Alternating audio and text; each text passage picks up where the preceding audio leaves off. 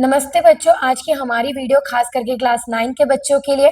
बच्चों, आज हम आपकी मणिका की किताब के पार्ट 4 को करने को चल रहे हैं, जिस चैप्टर का नाम है विद्या भांति सद्गुणा। इस चैप्टर को करने को चल रहे बच्चों, हमारी पूरी कोशिश रहेगी कि आपको ये चैप्टर बहुत अच्छे से समझ आए।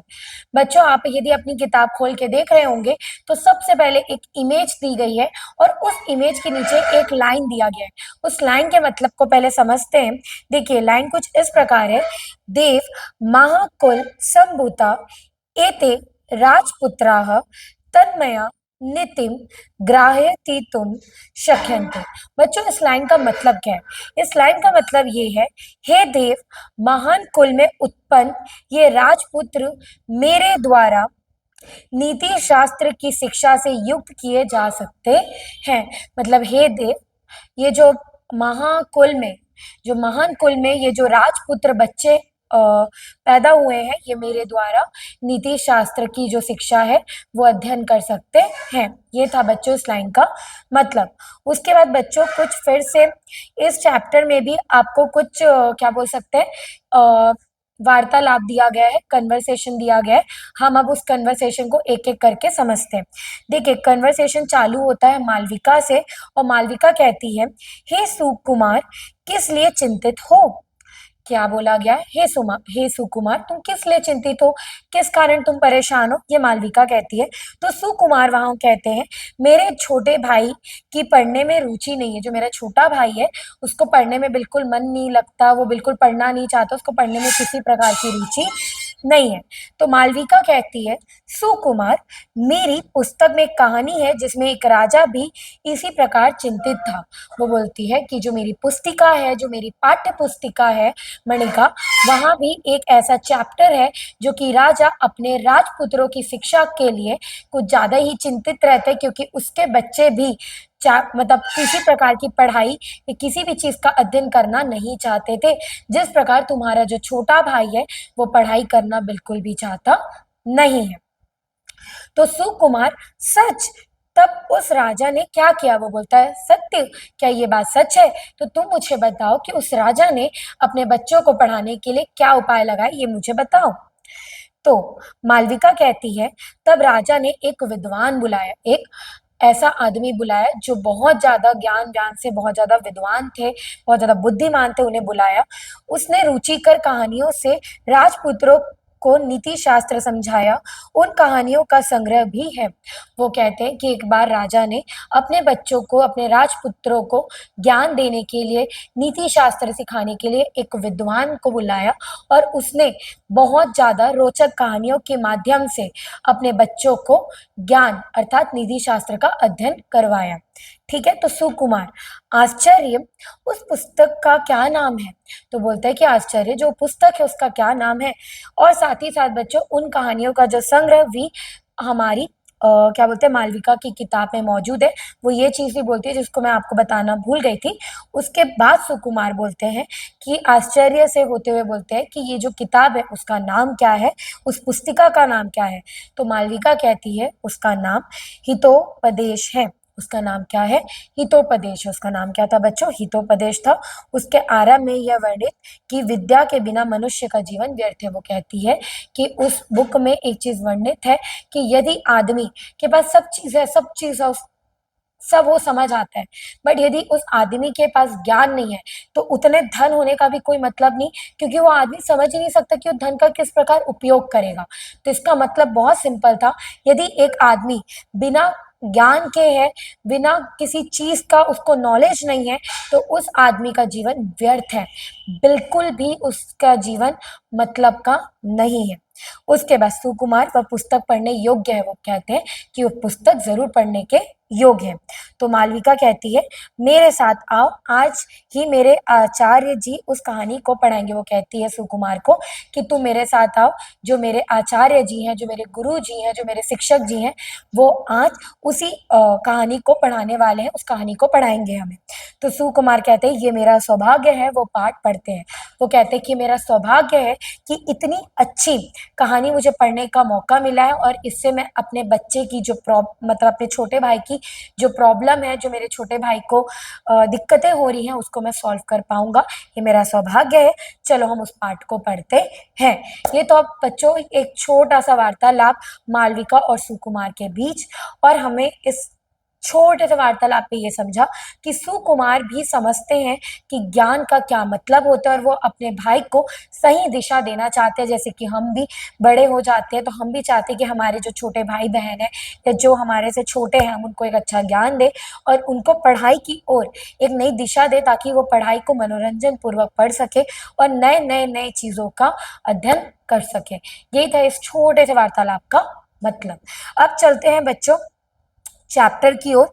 बच्चों हम चैप्टर को पढ़ते हैं असित से लेकर, और बच्चों हम यहाँ से तो पढ़ना चालू कर रहे हैं असित भागीरथी तीरे से लेकर, और साथ ही साथ बच्चों हम इसमें 2 श्लोक कंप्लीट करेंगे, श्लोक नंबर 1 और श्लोक नंबर 2।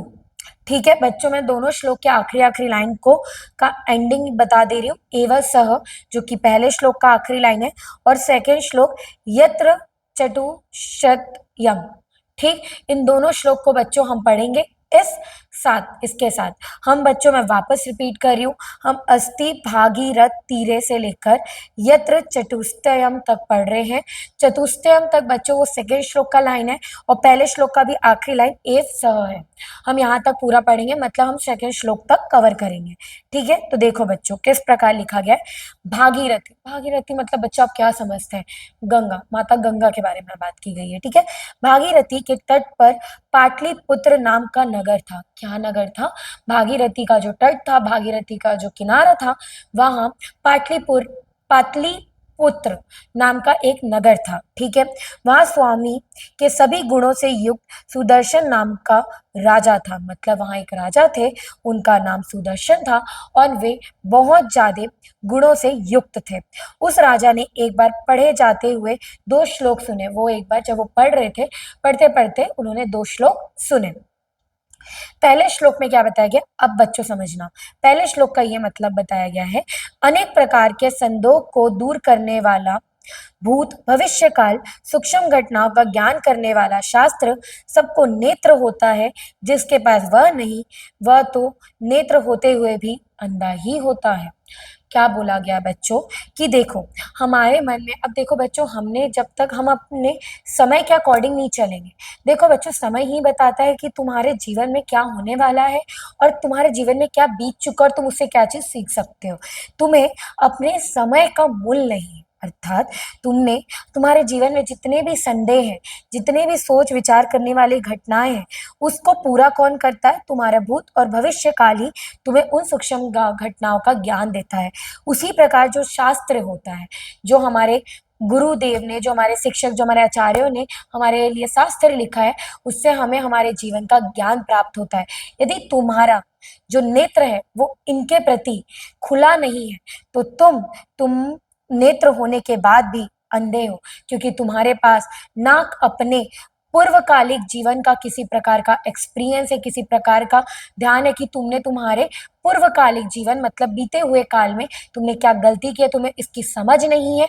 तुम्हारे आने वाले कार्य को तुम और अच्छे से कैसे कर सकते हो, तुम्हारा जो भविष्य को और कैसे बेटर हो सके, तुम्हें इसका भी ज्ञान नहीं है। साथ ही साथ जो हमारे बड़े बुजुर्ग ने हमारे लिए शास्त्र दिए हैं, तुमको उसका ज्ञान नहीं तो तुम जीवन कैसे जियोगे? अर्थात तुम्हारे पास नेत्र होने के बाद भी तुम नेत्रहीन हो।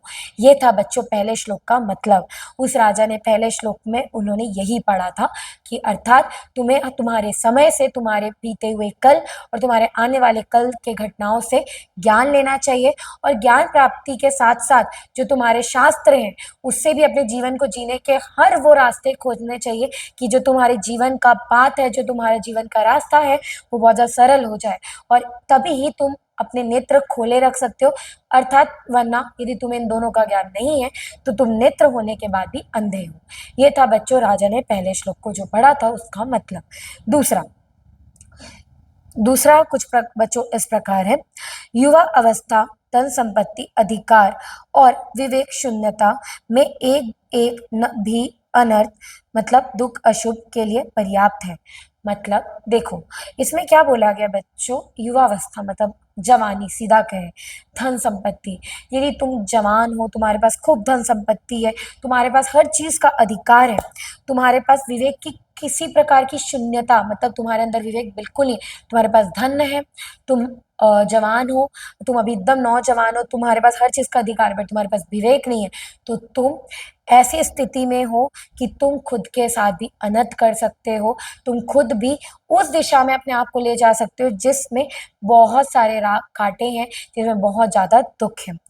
जहां ये चारों विद्यमान हो वहां तो कहना ही क्या, अर्थात वहां अति शीघ्र विनाश हो सकता है। मतलब जैसा मैंने आपको बताया बच्चों, आप नौजवान हैं, आपका खून बहुत ज्यादा तेज है, आप एकदम मतलब एकदम भाई मैं कुछ भी कर लूंगा इस स्थिति में है, और आपके पास हर चीज का अधिकार है, तथा आपके पास इतनी धन संपत्ति है कि लोग आपको कुछ बोल नहीं सकते, लेकिन आपके पास विवेक नहीं है, तो आप उस मार्ग में हैं जहाँ बहुत ज्यादा रास्ते हैं, और आपका आज नहीं कल विनाश हो जाएगा। ये था बच्चों दूसरे श्लोक का मतलब, जिसको राजा ने पढ़ा था। कौन थे वो राजा बच्चों? बताओ बताओ। पाटलिपुत्र के राजा कौन? सुदर्शन थे। ठीक है बच्चों, उन्होंने ये दोनों श्लोक को पढ़ा था। ठीक है, अब चलते हैं बच्चों हम आगे की ओर। अब बच्चों हम कवर करेंगे, आपके स्क्रीन में दिख रहा होगा बच्चों, देखिए। अब बच्चों हम चलते हैं आत्मनः पुत्रणाम से लेकर चौथे श्लोक का च तारक णे रपि। ठीक, तो बच्चों हम यहाँ तीसरे और चौथे श्लोक को कवर करेंगे। मैं वापस रिपीट कर रही हूँ, हम आत्मना पुराणाम से लेकर च तरागणे रपि तक पढ़ रहे हैं, जो कि चौथे श्लोक का आखिरी लाइन है। तो बच्चों इसमें हम तीसरे और चौथे श्लोक को दोनों को समझेंगे, ये हमारा प्रयास रहेगा। ठीक है, देखते हैं बच्चों क्या कहा गया। अपने विद्याधन से रहित सदा कुमार्गमी पुत्रों की सदाचारहीनता के कारण दुखी मन वाला वह राजा सोचने लगा, वह उत्पन्न हुआ है जिसके जन्म से वंश उन्नति प्राप्त करता है, अन्यथा परिवर्तन। सॉरी बच्चों, मैं शायद आपको तीसरे श्लोक का मतलब भी चालू कर दी थी समझाना। देखिए बच्चों, यहाँ ये बोला गया है कि हमारे राजा चिंतित थे। वो बोलते हैं कि यदि व्यक्ति विद्या का अध्ययन ना करे, ठीक है, तो ऐसे जो बच्चे हैं वो कुमार्ग पर चले जाएंगे, ऐसे जो पुत्र हैं वो कुमार्ग पर चले जाएंगे, ऐसे रास्ते में चले जाएंगे जहाँ मेरी प्रजा का, जहाँ मेरे राज्य का और जहाँ मेरे कुल का आगे कोई भविष्य नहीं है। और इस कारण राजा बहुत ज्यादा दुखी हो जाते हैं, इस कारण राजा को बहुत ज्यादा दुखी हो जाते हैं, और उन्हें ऐसा लगता है कि वह उत्पन्न हुआ है जिसके जन्म से वंश उन्नति प्राप्त कर सकते हैं। वो कहते हैं कि जो उनके पुत्र हैं वो इस कारण उत्पन्न हुए ताकि उनके वंश है वो और ज्यादा उन्नति प्राप्त कर सके, लेकिन उनके बच्चे विद्या का अध्ययन ही नहीं करना चाहते, जिसके कारण जो उनके बच्चे हैं वो कुमार्ग के रास्ते में चल पड़ेंगे, और इनसे इनका वंश, इनका राज्य, इनकी प्रजा को बहुत ज्यादा दुख हो सकता है, बहुत ज्यादा दुख झेलना पड़ सकता है, और इस कारण हमारे जो राजा है वो बहुत ज्यादा चिंतित है। तो अब आते हैं बच्चों हम तीसरे श्लोक के ऊपर। अन्यथा परिवर्तनशील संसार में ऐसा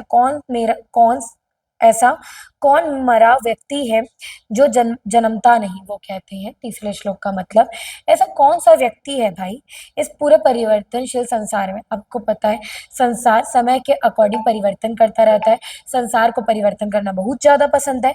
तो वो कहते हैं कि ऐसा कौन सा व्यक्ति ही होगा जो संसार के परिवर्तन में कि जन्मता नहीं है। भाई ठीक है, आदमी गलत है, आदमी को कुछ करना नहीं है, चलो सब समझ आता है, बट यदि आदमी संसार के परिवर्तन के साथ अपने आप को कर ले तो वो एक और नया जन्म अपने जीवन में ले सकता है। सिंपल सी बात है बच्चों, आप क्या अपनी माता की कोख से पढ़ना सीख गए थे क्या? नहीं ना। आपकी माता, आपके पिता ही आपके गुरु बन के आपको सही दिशा दिखाए ताकि आप अपने जीवन में हर वो चीज प्राप्त कर सके जिसके लिए आप सही हैं। तो भाई जब भी हम कोई नई चीज प्राप्त करते हैं, हम जब कोई नई चीज सीखते हैं, तो एक ना एक प्रकार से हमारा नया जन्म होता है। सिंपल सा बच्चों इस तीसरे श्लोक का यही मतलब था। अन्यथा परिवर्तनशील संसार में ऐसा कौन सा मरा व्यक्ति है जो जन्मता नहीं है, मतलब जो एक नया जीवन वापस से प्राप्त नहीं करता नई चीजों को सीखकर। अब था बच्चों चौथे श्लोक का मतलब, सैकड़ों मूर्ख पुत्रों के एक गुणवान पुत्र श्रेष्ठ है, अकेला चंद्रमा चंद्रमा अंधकार को नष्ट करता, ना कि सैकड़ों तारों के समूह।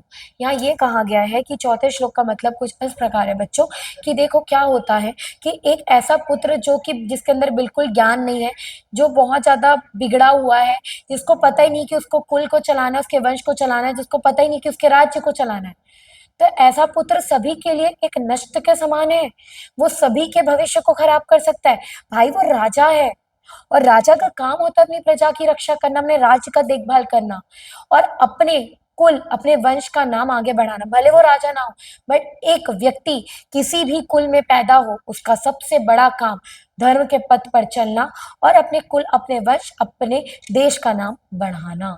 लेकिन यदि वो बच्चा या वो पुत्र गुणवान ही नहीं है, वो मतलब गुणहित है, जिसको पता ही नहीं कि उसके जीवन में क्या चल रहा है, तो व्यक्ति या वो बच्चा किसी भी कुल किसी भी वंश का नष्ट कर सकता है। लेकिन यदि एक ऐसा बच्चा जो कि गुणवान है, जिसको पता है उसके जीवन में क्या करना है, जिसको दूसरों के बुरे और अच्छे समय का ज्ञान हो, जिसको खुद के अच्छे बुरे समय का ज्ञान हो, जो लोगों के प्रति सदाचार व्यवहार रखता है, जो अंदर से विवेक से भरा है, ऐसा व्यक्ति या ऐसा पुत्र कुल के लिए भी और अपने पिता के लिए भी श्रेष्ठ पुत्र कहलाता है। जिस प्रकार जो चंद्रमा इस अंधकार भरी रात को भी क्या कर देता है, रोशनी से भर देता है, लेकिन सैकड़ों तारे भी उस अंधकार भरे रात को उजाला दे नहीं पाती, उसी प्रकार ऐसे पुत्र जो कि श्रेष्ठ नहीं है, गुणहित है, वो पैदा भी हो जाए ना और सैकड़ों हो, तो उस कुल का उस वंश का नष्ट कर सकते हैं। लेकिन एक पुत्र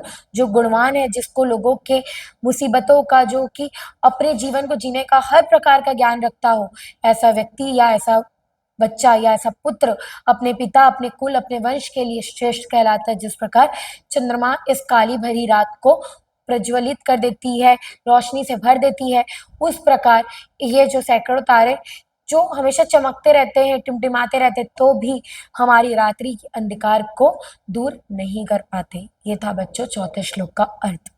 अब बच्चों हम आगे चलते हैं। आपके स्क्रीन में कुछ इस प्रकार दिख रहा होगा, देखते हैं बच्चों। अब आप बच्चों हम चलते हैं, आपके स्क्रीन में दिख रहा होगा, तत् कथम इदानीम एते मम पुत्रा से लेकर बच्चों हम 5वें 6वें श्लोक को कवर करते हुए हम पढ़ेंगे बच्चों पुनर्जन्म कार्य तुम समर्थः तक। ठीक है बच्चों, मैंने आपको वापस रिपीट कर दे रही हूँ बच्चों। हम पढ़ रहे तत् कथम इदानीम से लेकर पुनर्जन्म कार्य तुम समर्थः तक पढ़ रहे हैं बच्चों। ठीक है, देखिए क्या बोला गया। पहले लाइन का तो मतलब बहुत सिंपल है। तो अब किस प्रकार से मेरे ये पुत्र गुणवान किए जाए, वो कहते हैं कि अब किस प्रकार से जो मेरे पुत्र हैं वो गुणवान किए जा सकते हैं, अब इस बारे में वो सोचने लगते हैं हमारे राजा। क्योंकि फिर आता है एक श्लोक और उसका मतलब देखिए, क्योंकि जिस माता और पिता के द्वारा बालक पढ़ाया नहीं गया, वह माता तथा पिता शत्रु हैं, क्योंकि वह बालक सभ्य सभा में हंसों के मध्य बगुले के समान शोभित नहीं होता। अर्थात मतलब देखो यार, एक माता पिता क्या चाहते हैं आपसे? एक माता पिता सिंपल चाहते हैं कि भाई आप इतने ज्यादा गुणवान हो ताकि आप अपने देश का नाम रोशन करें, आप अपने माता पिता का नाम रोशन करें, और वो आपके पढ़ाई के लिए क्या खर्चा नहीं करते यार, हर चीज हर टाइप का खर्चा आपको, हर टाइप की सुख सुविधा देते हैं। तो ऐसे माता पिता आपके दोस्त हैं। लेकिन हाँ, राजा कहते हैं कि वो माता पिता जो अपने बच्चों के पढ़ाई लिखाई में ध्यान ही नहीं देते, बस हाँ ठीक है बच्चा हो गया और छोड़ दिए, तो ऐसे माता पिता उस बच्चे के लिए एक शत्रु के समान है। एक माता पिता जो अपने बच्चों के ज्ञान के लिए, उसके पढ़ाई के लिए सब चीज का त्याग कर देते हैं, वो माता पिता उस बच्चे के लिए क्या है, एक सबसे अच्छे मित्र है। लेकिन वो माता पिता जो अपने बच्चों को पढ़ाई लिखाई में ध्यान नहीं देते, उनके पढ़ाई से उनको कोई मतलब ही नहीं है, ऐसे बच्चे या ऐसे माता पिता उस बच्चे के लिए शत्रु के समान है। क्योंकि ऐसा बालक सभा में ऐसा बालक सभा में हंसों के मध्य बगुलों के समान शोभित नहीं होता। मतलब ऐसा बच्चा एक सभा में हंसी के पात्र के समान हो जाता है कि भाई वो किसी विद्वानों के समूह में बैठ जाए और उसे एक सवाल कर दिया जाए तो लोग उस पर हंस पड़ेंगे, क्योंकि उसको किसी सवाल का उत्तर ही नहीं है। अर्थात हंसों के मध्य बगुले के समान भी शोभित नहीं होता। मतलब इतनी ज्यादा खराब स्थिति उसकी होती है। ये था बच्चों आपके 5वें श्लोक का मतलब। अब बच्चों हम 6वें श्लोक का भी मतलब समझते हैं।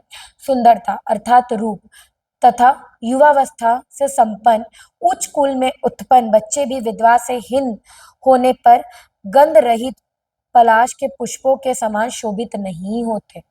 अर्थात यहाँ कहा गया है कि ऐसा बच्चा जो रूप में बहुत ज्यादा सुंदर है, बहुत ज्यादा भाई उसको देखकर कोई भी उसमें मोह खा जाए, ऐसा बच्चा साथ ही साथ एकदम युवावस्था में है, जवानी के समय में है, प्लस वो उच्च कुल में उत्पन्न हुआ, उसके पास सारी धर्म संपत्ति है, लेकिन विधवा से ज्ञान से रहित है। किससे रहित है? ज्ञान से रहित है।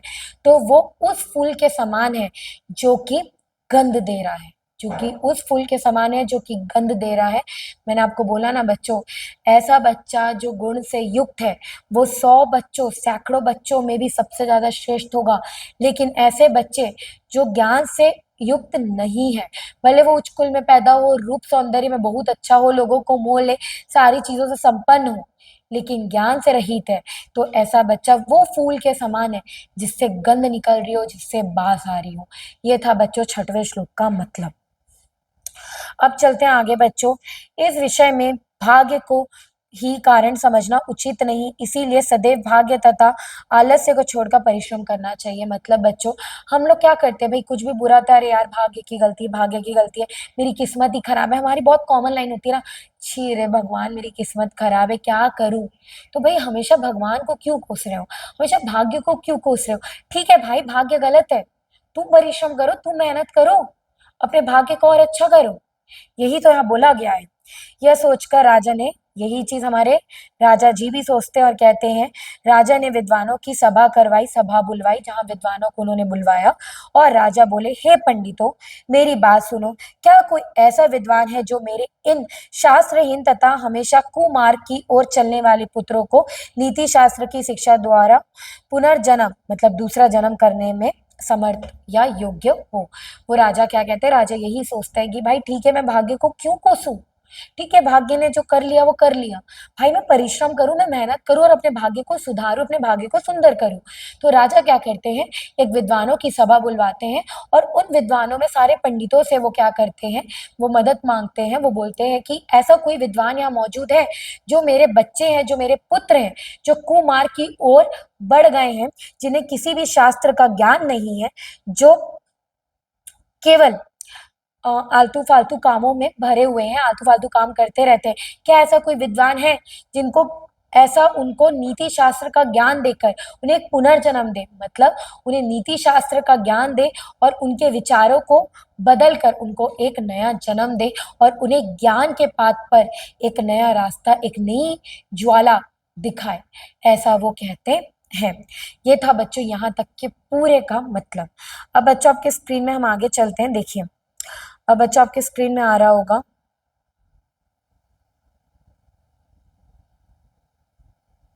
अब बच्चों आपके स्क्रीन में आ रहा होगा अत्रानंतरे से लेकर बच्चों, इसमें बच्चों हम 7वें श्लोक को कवर करते हुए प्रसिद्ध जाता तक पढ़ेंगे। कहाँ तक पढ़ेंगे बच्चों? अत्रानंतरे से लेकर 7वें श्लोक को कवर करते हुए प्रसिद्ध जाता तक पढ़ेंगे। ठीक है, देखते हैं बच्चों, देखिए इस बीच समस्त नीति शास्त्र के रहस्य को जानने वाला विष्णु शर्मा नाम महाविद्वान देवों के गुरु ब्रह्म बृहस्पति के सामने बोला, हे राजन, उच्च कुल में समुत्पन्न से समुत्पन्न ये राजपुत्र मेरे द्वारा नीति शास्त्र में निपुण कराए जा सकते हैं। यहाँ क्या होता है देखिए बच्चों, यहाँ इस बीच में क्या होता है, समस्त जो नीति शास्त्र के बहुत ज्यादा पंडित लोग बैठे थे, बहुत ज्यादा ज्ञानी लोग बैठे थे, उसमें से एक नीति शास्त्र के रहस्य को बहुत अच्छे से जानने वाले विष्णु शर्मा नाम के महाविद्वान जो देवों के गुरु बृहस्पति के सामने बोलते हैं, बोला, हे राजन, जो उच्च कुल में जो संपुत्पन्न आपके जो राजपुत्र हैं वो मेरे द्वारा नीति नीति शास्त्र का ज्ञान बहुत ही अच्छे से मैं उनको निपुण तरीके से उनको इसमें विद्वान बना सकता हूँ।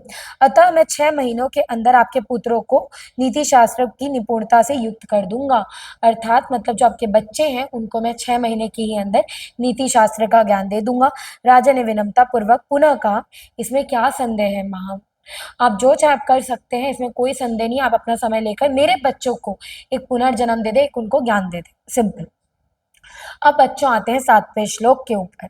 कीड़ा भी फूलों के संग में आकर सज्जनों के सिर पर चढ़ जाता है।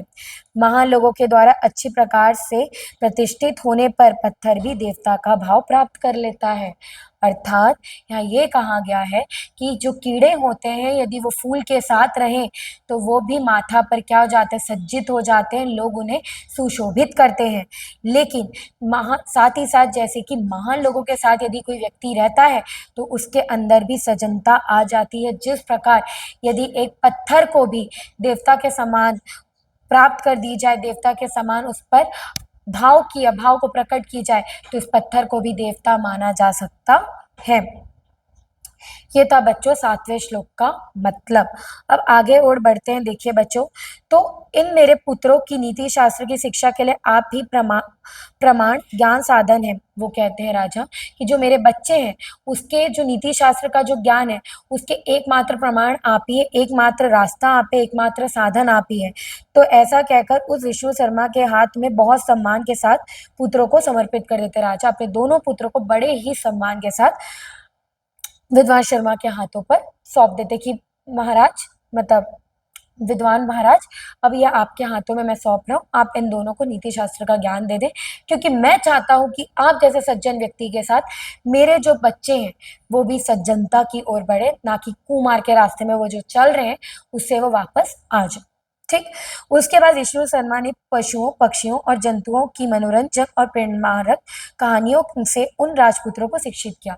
जो विष्णु शर्मा थे वो पशु, पक्षी, जंतु जैसे कई सारी मनोरंजक कहानियों के थ्रू दोनों बच्चों को नीति शास्त्र का ज्ञान दिलवाया। इन कहानियों का संग्रह ही हितोपदेश नामक ग्रंथ के रूप में प्रसिद्ध हुआ है। जो इन कहानियां, जो रुचि भर कहानी थी जो विष्णु शर्मा ने उन राजपुत्रों को सुनाया था, उसकी ही एक प्यारी सी कहानियों का संग्रह नाम का एक छोटा सा किताब हितोपदेश में वो सारे चीजें ग्रंथ है, सारे चीजें इकट्ठे हैं। ठीक है, तो आज के लिए बच्चों इतना ही। हमने सारे पूरे चैप्टर को कंप्लीट किया, हमने सारे श्लोक को भी देखा जो चैप्टर पे मौजूद थे। तो आज के लिए बच्चों इतना ही। धन्यवाद। हमारी पूरी कोशिश रहेगी कि इस साल के एंड तक आपका पूरा सिलेबस कंप्लीट हो जाए। हम बच्चों क्लास 9th के संस्कृत के मणिका का पार्ट 4 को आज कंप्लीट कर दिए। धन्यवाद बच्चों। लाइक एंड सब्सक्राइब करके जाइएगा और ऐसे ही हमारे साथ कनेक्शन बनाते रहिए।